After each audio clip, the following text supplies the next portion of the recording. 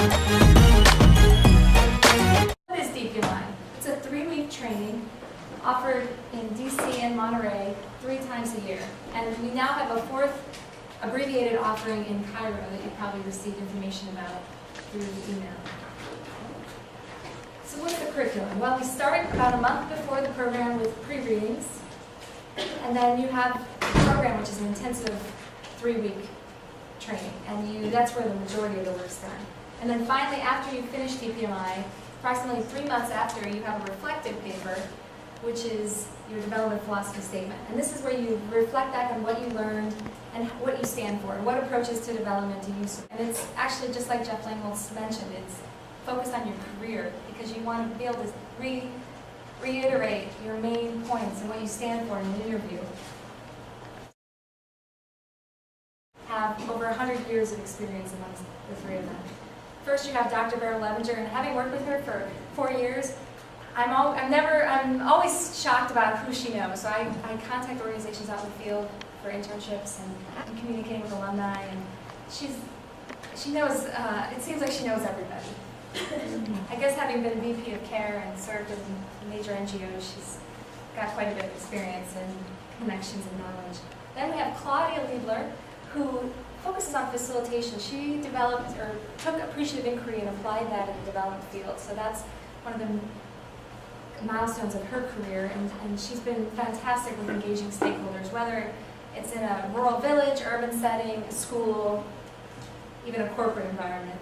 Then we have Evan Bloom, who just started a NGO about a year and a half ago called Root Change. He left PACT, which is an NGO that focuses on capacity building, one of the first to do so. PACT operates in over 100 countries. Root Change is just getting off the ground. It's pretty innovative, and he's really renowned for taking private sector ideas and applying them to benefit the development world.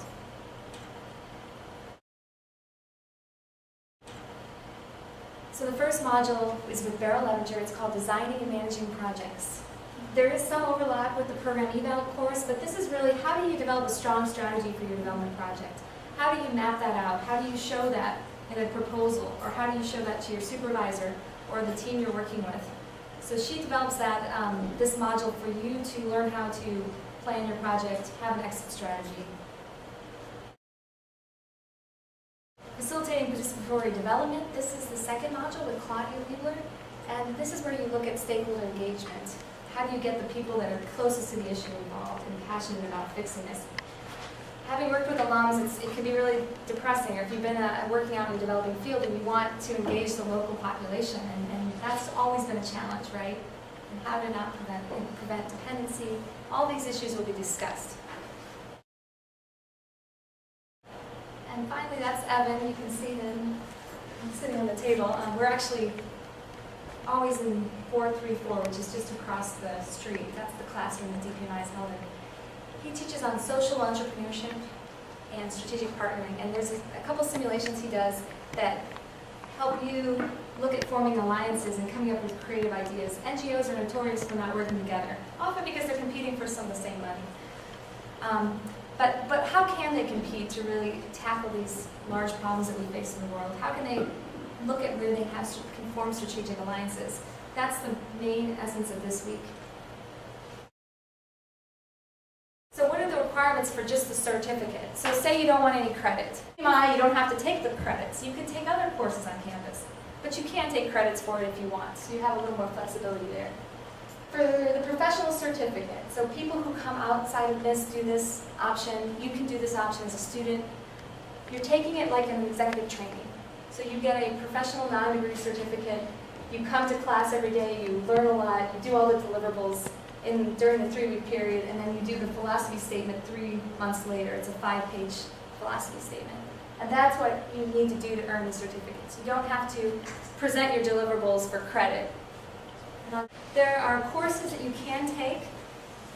The 3 courses, 698A is 3 credits, pass-fail. It is the deliverables for the week.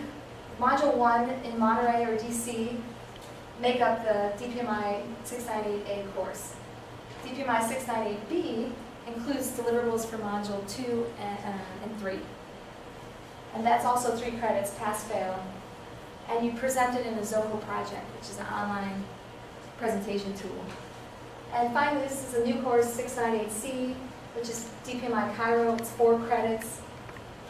This is for this January training in Cairo. One little thing to note, you can't do all 3. You can only do the top set or the bottom.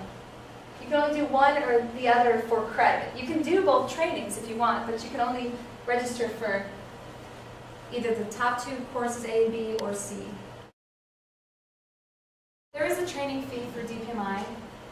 It's $1,300 for the 3-week training. It was $1,500 when I did it, but we're trying to keep it as low as possible. It's $1,300. There's a deposit due to confirm your spot.